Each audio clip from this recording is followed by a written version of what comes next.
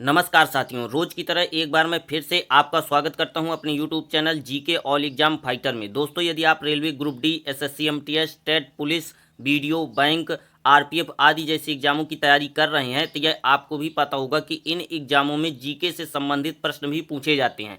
यदि आप इन प्रश्नों को बड़ी सरलता से हल कर ले जाते तो एग्जाम में आपका टाइम भी बचता है, साथ साथ आपको अच्छे अंक भी प्राप्त हो जाते हैं। तो आज हम भी इसी क्रम को आगे बढ़ाते हुए आज आपके लिए जीके से संबंधित अत्यंत ही महत्वपूर्ण 30 प्रश्न लेकर आए, जो परीक्षा में कई बार रिपीट हुए हैं। तो चलिए दोस्तों, जल्दी से इन प्रश्नों को हल कर लेते हैं। आज के हमारे वीडियो का पहला प्रश्न है कि निम्न में से कौन सा ग्रह पृथ्वी के विपरीत दिशा में परिभ्रमण करता है। जी हाँ दोस्तों, 4 ग्रह दिए गए हैं, बुध, मंगल, बृहस्पति और अरुण। आपको बताना है कि इनमें से कौन सा ग्रह पृथ्वी के विपरीत दिशा में परिभ्रमण करता है। जी हाँ दोस्तों, चौथा is the right answer, Arun ग्रह। अरुण ग्रह पृथ्वी के विपरीत दिशा में परिभ्रमण करता है। हमारा अगला और दूसरे नंबर का प्रश्न है कि नागार्जुन सागर परियोजना किस नदी पर स्थित है। जी हाँ दोस्तों, इंपॉर्टेंट है, कई बार का एग्जाम का रिपीटेड क्वेश्चन है, नदी टॉपिक से रिलेटेड प्रश्न है। बताइए यदि आपको इसका आंसर मालूम है कि नागार्जुन सागर परियोजना किस नदी पर स्थित है। जी हाँ दोस्तों, तीसरा is the right answer, Krishna नदी पर, यानी नागार्जुन सागर परियोजना कृष्णा नदी पर स्थित है।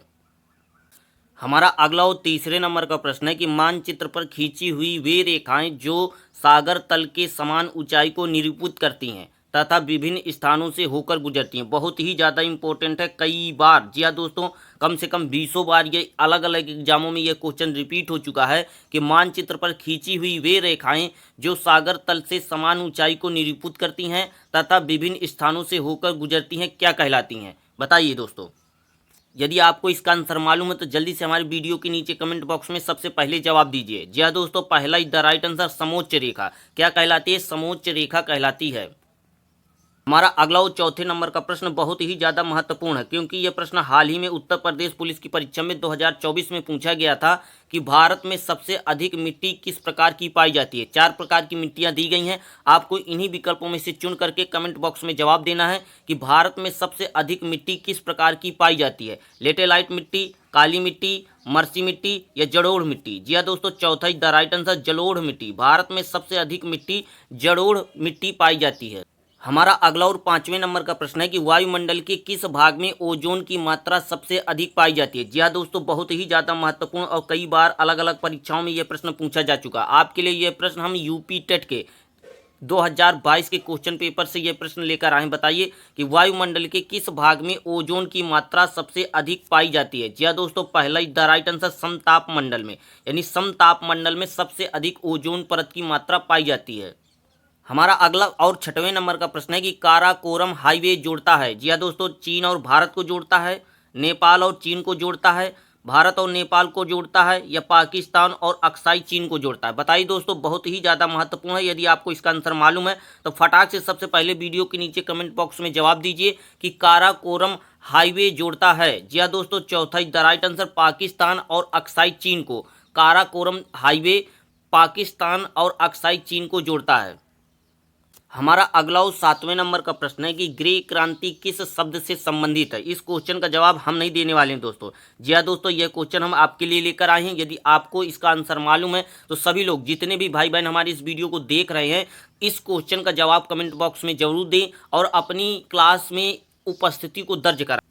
हमारे वीडियो का अगला और 8वें नंबर का प्रश्न है कि एक खगोलीय इकाई औसतन बराबर होती है।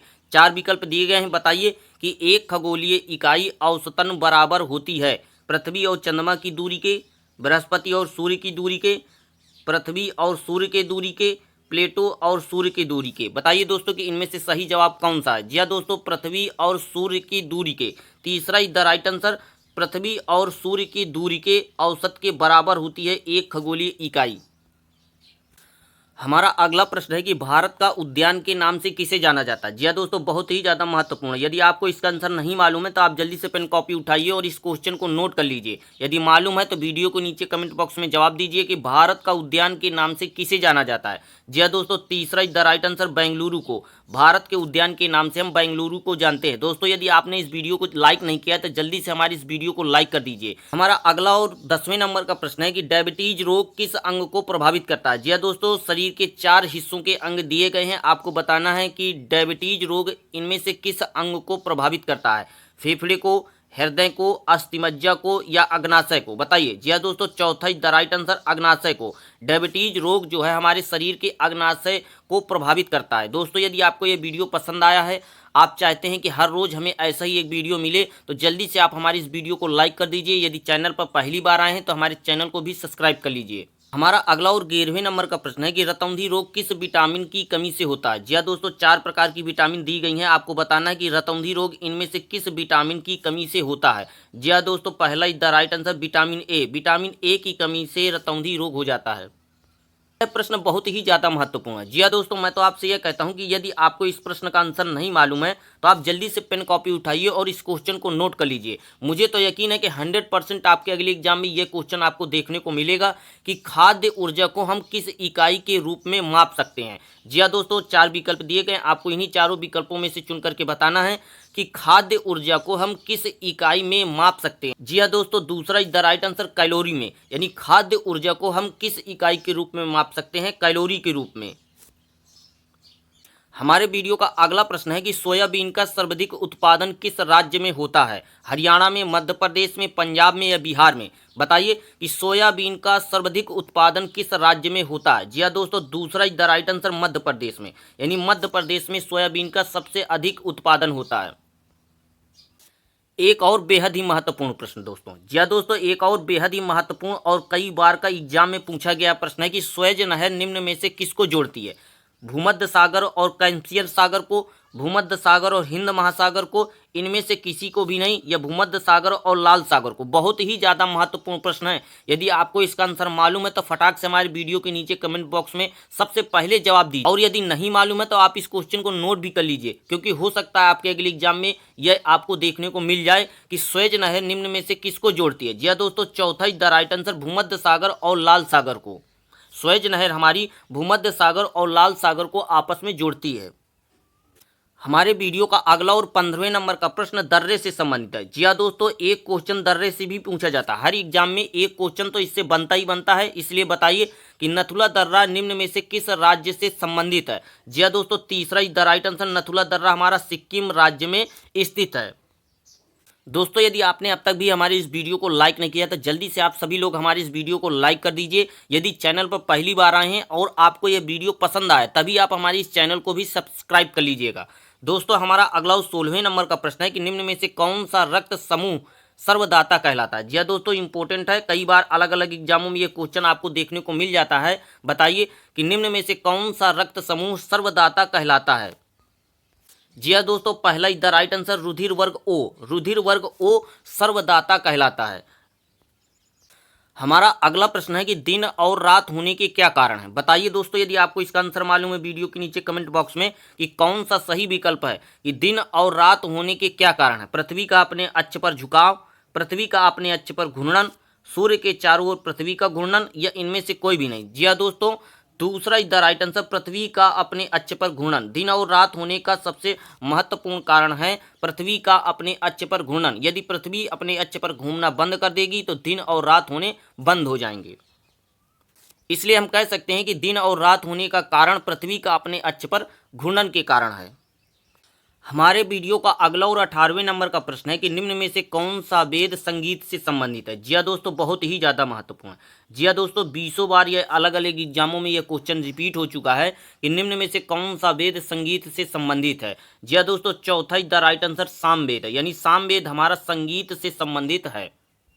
हमारे वीडियो का अगला प्रश्न है कि प्रार्थना समाज के संस्थापक निम्न में से कौन थे? जी हाँ दोस्तों, 4 विकल्प दिए गए, आपको इन्हीं चारों विकल्पों में से बताना है कि प्रार्थना समाज के संस्थापक निम्न में से कौन थे? Jyotiba Phule, MG Ranade, Atmaram Pandurang, RC Bhandarkar. बताइए कि इनमें से प्रार्थना समाज के संस्थापक कौन थे? जी हाँ दोस्तों, तीसरा the right answer Atmaram Pandurang. प्रार्थना समाज के संस्थापक कौन थे? तीसरा the right answer Atmaram Pandurang. चलिए दोस्तों, अपना अगला और 20वें नंबर का प्रश्न देखते हैं।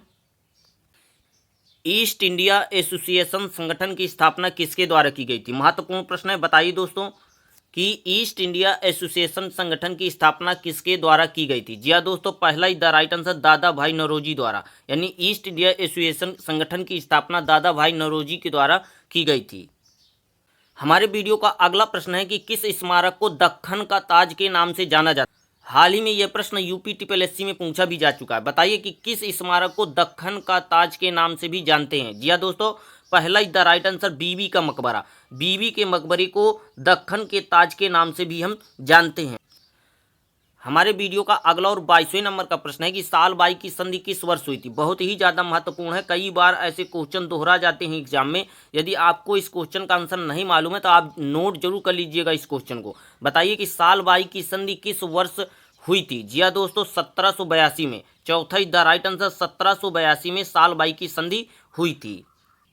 एक और बेहद ही महत्वपूर्ण प्रश्न दोस्तों, यह बेहद ही महत्वपूर्ण है कि 1896 में पुणे में एक शैक्षिक संस्थान हिंदू विधवा गृह की स्थापना किसने की थी। बहुत ही ज़्यादा महत्वपूर्ण और हमारे वीडियो का सबसे ज़्यादा महत्वपूर्ण प्रश्न यही है। बताइए कि 1896 में पुणे में एक शैक्षिक संस्थान हिंदू विधवा गृह की स्थापना किसने की थी। मालूम है तो वीडियो के नीचे कमेंट बॉक्स में जवाब जरूर दीजिएगा इस क्वेश्चन का। जी हाँ दोस्तों, घोड़ो केशव कार्वे। पहला इज द राइट आंसर, घोड़ो केशव कार्वे। यानी 1896 में पुणे में एक शैक्षिक संस्थान हिंदू विधवा गृह की स्थापना घोड़े केशव कार्वे ने की थी।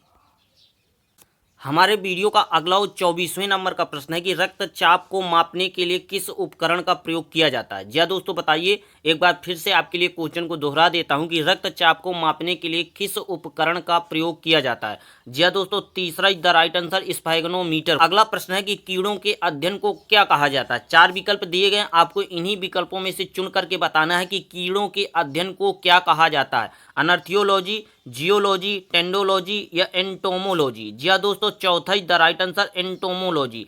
कीड़ों के अध्ययन को हम एंटोमोलॉजी कहते हैं। दोस्तों, यदि आपको यह वीडियो पसंद आए तो आप हमारी इस वीडियो को जरूर लाइक कर दीजिए। यदि चैनल पर पहली बार आएँ, आप चाहते हैं कि हर रोज एक ऐसा ही वीडियो हमारे लिए मिले, तो आप हमारे इस चैनल को भी सब्सक्राइब कर लीजिएगा। हमारे वीडियो का अगला प्रश्न है कि अवध किसान संगठन की स्थापना किस वर्ष हुई थी। बहुत ही ज़्यादा महत्वपूर्ण है, कई बार परीक्षा में ये क्वेश्चन रिपीट हो चुका है, इसलिए बताइए कि अवध किसान सभा का गठन किस वर्ष हुआ था। जी हाँ दोस्तों, पहला इज द राइट आंसर, 1920 में। अवध किसान सभा के संगठन की स्थापना जो है, यह गठन 1920 में हुआ था। हमारे वीडियो का अगला प्रश्न है कि किस नेता को दीनबंधु के नाम से जाना जाता है। 4 विकल्प दिए गए, आपको इन्हीं विकल्पों में से चुन करके बताना है कि किस नेता को दीनबंधु के नाम से जाना जाता है। कई बार अलग अलग तरीके से यह क्वेश्चन कई बार रिपीट हो चुका है, इसलिए यदि आपको इनमें से किसी भी क्वेश्चन का आंसर नहीं मालूम है तो आप नोट जरूर कर लीजिए, और यदि मालूम है तो आप सबसे पहले हमारे वीडियो के नीचे कमेंट बॉक्स में जवाब दे सकते हैं। बताइए कि किस नेता को दीनबंधु के नाम से जाना जाता है। मदन मोहन मालवीय को, अशोक मुखर्जी को, चित्तरंजन दास को या दादा भाई नौरोजी को। जी हाँ दोस्तों, तीसरा is the right answer, Chittaranjan Das को। किस नेता को दीनबंधु के नाम से जाना जाता है। चित्तरंजन दास को दीनबंधु के नाम से जाना जाता है।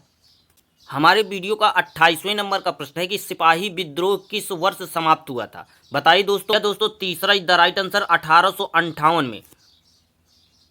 1858 में सिपाही विद्रोह समाप्त हुआ था। हमारे वीडियो का अगला और 29वें नंबर का प्रश्न है कि मौर्य राजवंश का अंतिम शासक कौन था। यह बेहद ही महत्वपूर्ण। हाल ही में यह प्रश्न 2024 में बीटीसी के एग्जाम में भी पूछा जा चुका है कि मौर्य राजवंश का अंतिम शासक कौन था। जी हाँ दोस्तों, बीटीसी का जो एग्जाम होता है उसमें विकल्पी प्रश्न पूछे जाते हैं, उसमें यह प्रश्न पूछा गया था कि मौर्य राजवंश का अंतिम शासक कौन था। हम बृहद प्रकार के, जी हाँ दोस्तों, कई प्रकार के प्रश्नों का संकलन लेकर आते हैं, और यह प्रश्न ऐसे ही नहीं कहीं से उठा लेते हैं। पहले बहुत सारे पेपरों को देखते हैं जो एग्जाम में कई बार पूछे गए हैं, उन्हीं प्रश्नों को हम आपके लिए उठाकर लेकर आते हैं। बताइए कि मौर्य राजवंश का अंतिम शासक कौन था। जी हाँ दोस्तों, पहला is the right answer, Brihadatta. Maurya राजवंश का अंतिम शासक बृहदत्त था। हमारे वीडियो का अंतिम और 30वें नंबर का प्रश्न है कि ओणम किस राज्य का एक प्रसिद्ध उत्सव है। 4 राज्य दिए गए, आपको बताना है कि इनमें से ओणम किस राज्य का एक प्रसिद्ध उत्सव है। जी हाँ दोस्तों, पहला is the right answer, Kerala राज्य का। ओणम जो है केरल राज्य का एक प्रसिद्ध उत्सव